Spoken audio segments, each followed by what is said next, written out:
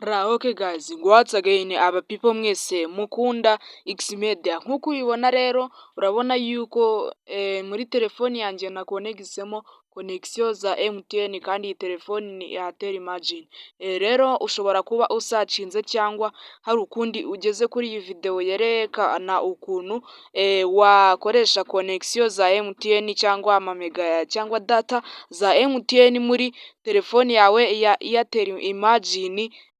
Rero ibi bintu mwari muzi ko bidakora, mwari muzi yuko ari ibintu bikomera bitabaho mbese, kuko izi telefoni za Airtel yazikoze igira ngo ibone inyungu zayo, tugure amamega dukoresha amamega yayo, ariko mu gukora iyi telefoni njye nasanze nta buhanga bakoresheje, kuko tubasha kubahakinga cyangwa kubakoresha mu bundi buryo tukaba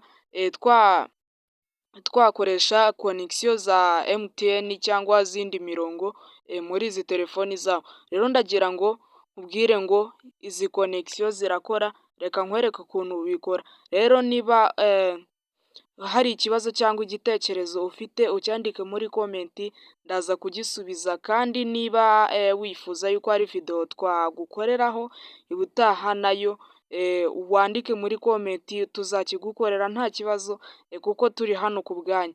Rero wibuke gukanda like, usharinge iyi video ku bantu benshi, kandi wibuke no gukora subscribe hano kuri Xmedia, kuko tuzajya dukomeza tubigisha utuntu twinshi twiza tw'ubwenge twabafasha mu buzima bwa buri munsi mu matelefoni yanyu.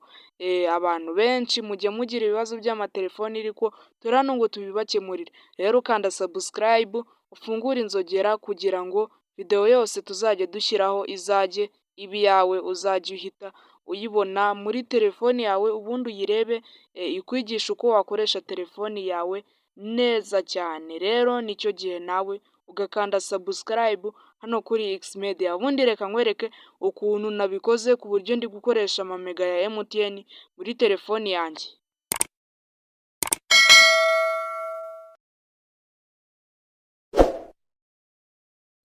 Rero nk'uko ubibona nahise njya hano muri settings zanjye. Iyo ugeze muri setting rero uhita ujya muri internet, wagera muri internet ugahita uza ahangaha hasi urahabona hano handitse sim card, ugahita uza kuri sim card ya Airtel ukayisetinga inactive. Ndagira ngo ukurikire akantu ku kandi, kuko ibintu turimo ni uguhakinga.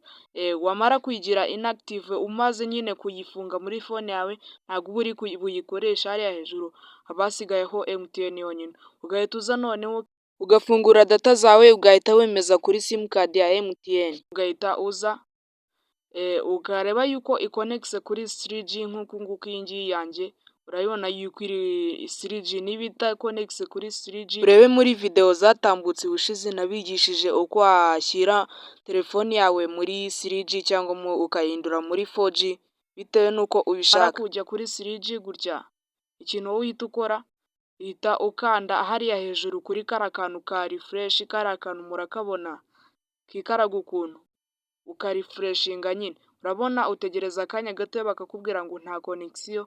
Muri ako kanya urabona yuko zihita zikonekta, connected, barakwereka yuko MTN ya connectse. Urabona yuko rero ibintu tuba tubabwira birakora. Noneho reka ya simukadi twari twagize inactive ya Airtel, reka noneho tuyigire active. Uraza hano uyikirikeho, ukande hano kuri kano kabuto, yongere ifunguke bisanzwe. Reka noneho tugerageze gukoresha iyi connection ya MTN wenda ahantu hatandukanye, turebe yuko bikora nk'uko twari dusanzwe dukoresha connection za Airtel.